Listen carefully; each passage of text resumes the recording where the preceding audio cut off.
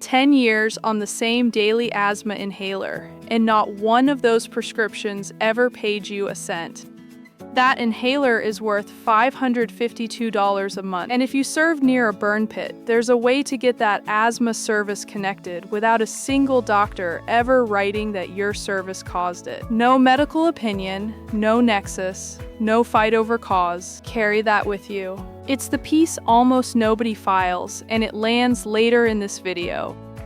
This is Kai, and here's the part that pays. Diagnostic Code 6602 rates asthma 2 ways, and you only have to clear one of them.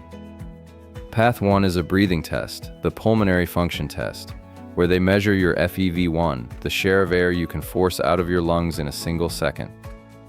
The lower that number, the higher the rating. Path 2 is your medication. Most veterans fixate on the test and never notice the second door was open the whole time. All season, we've rated the conditions the VA scores on paper. Today, the one you carry in your pocket. And before we go further, every 2026 rate and the full asthma rules are free at va.professorerica.com. No sign up, so you can price your own claim before you touch a form. Hey everyone, this is Bella, and here's who this hits.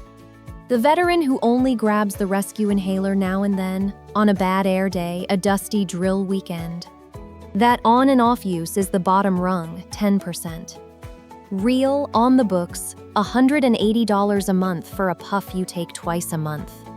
But it is not where most treated veterans actually live, and the next rung up is a completely different check. I'm Erica, and this is the rung nobody claims. The moment a doctor puts you on a daily controller, an inhaled steroid, a maintenance inhaler you take whether you feel wheezy or not, you meet the 30% criteria on medication alone. That is $552 a month, and your breathing test that day can read perfectly normal. Both things are true at once, and that is the whole misconception we're clearing up today. And the latter doesn't stop at 30. 60% if your asthma needs monthly doctor visits or repeated courses of systemic steroids.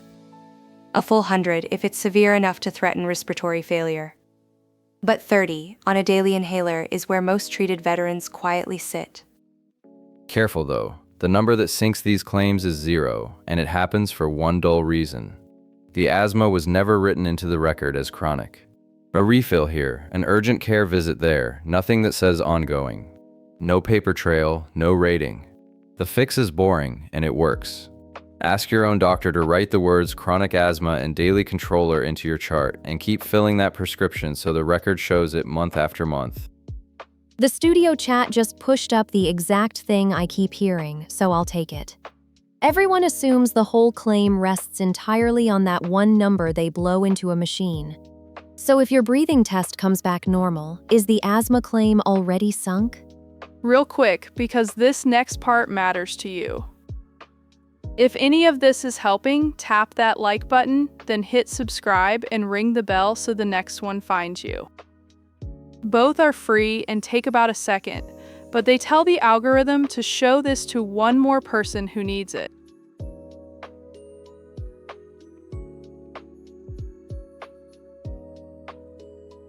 No, a normal breathing test does not sink an asthma claim, and that one sentence is worth more than most veterans realize. To show you exactly why, I've pulled in someone who lives inside these rules. Professor Antonov studies how the VA rates respiratory conditions under 38 CFR 4.97 and how the PACT Act connects to it. Professor, thanks for sitting down with us. Glad to, Professor Erica. And that instinct, no test, no claim, is the single most expensive mistake veterans make with asthma. I've watched people talk themselves out of filing because they had one good breathing day in a lab. That good day cost some of them years of back pay. Good to have you, Professor. So walk with me, because that's exactly the fear in the comments. If the breathing test isn't the gate, then what actually is? There are two independent doors into a rating, and the code only asks you to walk through one. Door 1 is the pulmonary function test, your FEV1, the share of air you can force out in a single second. 71 to 80% of predicted is a 10. 56 to 70 is a 30. 40 to 55 is a 60. Below 40 is the top rating. Door 2 is your treatment on a parallel track, and a daily controller medication rates 30% on its own, no matter what the test reads that morning. Hold on, Professor, I want to push on that because a veteran will run too far with it. A rescue inhaler you puff maybe twice a month, that's got to be worth at least 10, not 20. Intermittent bronchodilator is 10%, flat. It's the daily controller that's 30. That's the second door, the medication door, and the word doing all the work is daily. Not sometimes, not during allergy season. Every day, whether you feel it or not. Exactly right. 38 CAR 4.97, code 6602. I want to say it's the third subcraft, check the letter, but the principle isn't in doubt. Intermittent bronchodilator, 10. Daily inhaled anti-inflammatory, 30. Monthly visits for flare-ups, or at least 3 courses of systemic steroids in a year, 60. Daily high-dose systemic steroids, the top rating. You two see the money side of this more than I do. So bottom line, Professor, if you're on any inhaler at all, you're sitting at… No, that's the trap. Only the daily controller counts. An as-needed rescue inhaler is 10. So the safe move is to file whichever door you already clear. I mean, safe if your records actually show the daily med filled month after month. If your breathing test is genuinely bad, lead with the test because it might carry you past 30. If the test reads fine but you're on a controller every single day, ignore the test entirely and file on the medication. Different veterans, different doors, same form. And carry the number 60 with you because asthma alone can climb there. A different severity, but it's on the schedule. Before we get to the receipt, hold that 60% door. Here's the ruling, and the source is 38 CFR 4.97, code 6602. Read it yourself. The breathing test is one door, your medication is the other, and you only need one. If your FEV1 is bad, lead with the test, it may carry you past 30. If it reads normal but you're on a daily controller, lead with the medication and file at 30. And if your lungs are healthy and you only reach for the rescue inhaler now and then, that's still a real 10%, so file that too. Professor Antonov, thank you. That's the clearest anyone's laid this out. Anytime, file the door you already clear.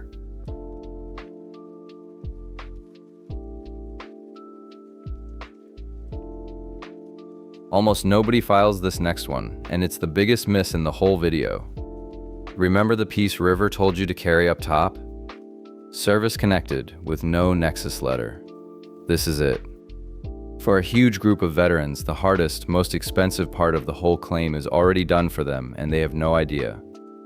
Walk with me. Millions who served in Iraq, Afghanistan, and the Gulf lived beside open burn pits. Tires, batteries, jet fuel, all of it torched in a hole, and smoke you slept in for a year straight. If you served in the Gulf War theater from August 1990 on, or anywhere in the post-9/11 wars, the VA already assumes you breathed it. That exposure is the whole hinge here.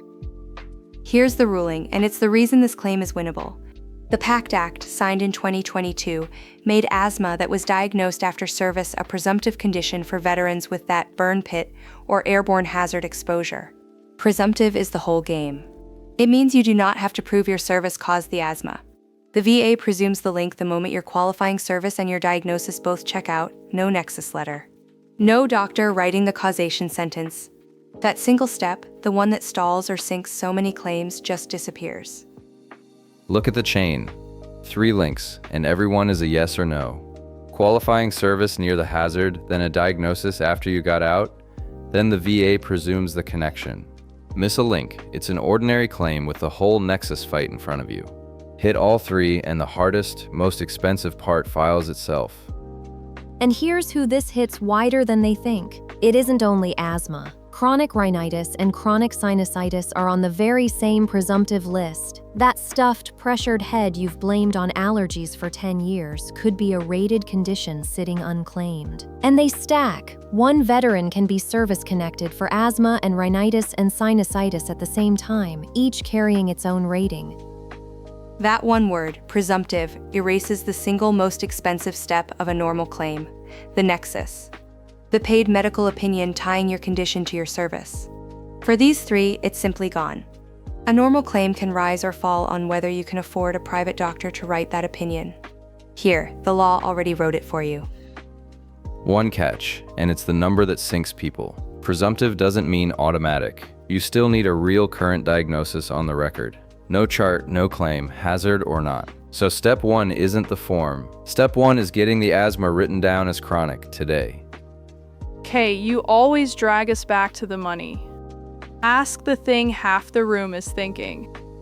Fine, I'll be the greedy one. So does everyone who ever caught a sniffle near a burn pit just get 30%? Two ways to answer that, and the first one fixes the question. Presumptive gets you the service connection, not the rating number. Those are two different things people mash together. The link is what's free. The percentage still comes from your medication and your breathing test, 10, 30, 60. So no, not an automatic 30, but an automatic open door with the hardest lock already picked. And that door is exactly where the money finally shows up.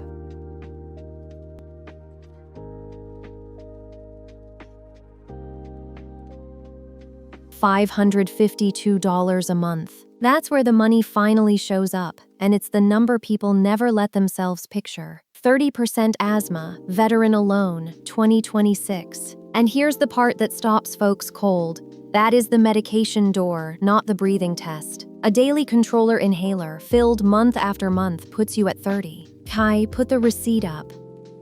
Look at the receipt. 30% asthma, veteran alone, $552.47 a month. That's the base, before we touch dependents, and it lands whether your breathing test was good or bad that day. Add a spouse, and it climbs. $65 more a month, every month. $617.47 a month with a spouse. Run it out, times 12, that's about $7,000. $7,409.64 exactly in a year, off an inhaler you were already buying. Now one honest thing, because I run the worth it number on everything. If you're already sitting at 70 or 80% combined, adding 30 for asthma can round off in the VA's math and barely move your check to see. File it anyway. Here's the ruling on why. That caution is real, so weigh it honestly. Presumptive locks the service connection, and asthma gets worse over time, not better. The day it climbs from 30 to 60, the connection is already yours, dated to now. You're not starting over, you're just raising a rating you already own. And the effective date is set the day you file, which is the one thing you can never get back later. And that 60 I told you to carry? Worse asthma, monthly flare visits, or 3 courses of systemic steroids in a year. Pays $1,435 a month. Same door, higher floor. The second door again. Swings all the way to 60. One form carries all of it. Asthma, rhinitis, and sinusitis, each listed by name. Then show me the exact box. Where does asthma actually go on the paper? Section 5 of the 21-526 EZ. Read the line. You write each condition on its own line, plain words. Asthma, chronic rhinitis, chronic sinusitis. And you note the burn pit exposure right there, because that one note is what flips the VA into the presumptive lane. You don't argue causation, you don't attach a doctor's theory. You name the condition, you name the exposure, and the law does the connecting. That box is the whole claim. One line, filled in tonight, turns 10 years of quiet copays into a monthly check. And report your worst week, not your best breathing day. When they schedule the exam, describe the flares, the nights you couldn't sleep flat, the mornings you needed the inhaler before you got out of bed. They rate what the record says on the day they read it, so give them the honest bad day. Take a real case from the files. The Ohio guy. Texas, I thought. Doesn't matter. 10 years on a daily inhaler and denied flat the first time. The reason on the letter? No chronic diagnosis on the record. Because he only ever grabbed refills at urgent care. Fast, convenient, and nothing in there that said ongoing, chronic, daily. So he had to lawyer up and— No lawyer, no appeal. That was the whole file, and the fix wasn't in a courtroom. So change one input. His own doctor writes chronic asthma, daily controller, into the chart. Then what happens? Approved on the refile. Same lungs, same burn pit, same inhaler. One word on the chart, chronic, and the whole thing turned. That's what the paperwork actually decides. Not whether you're sick, you know you're sick. Whether the record says so clearly and in writing.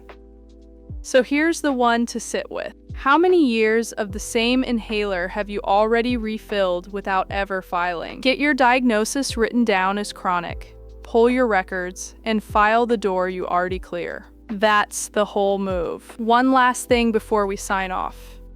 If you are getting real value from these, a like and a subscribe is the best way to support the work. That is exactly what grows the series and keeps these episodes coming. Clean is a feature, not a compromise. Keep it clean. This is Professor Erica. Thanks for watching and signing off.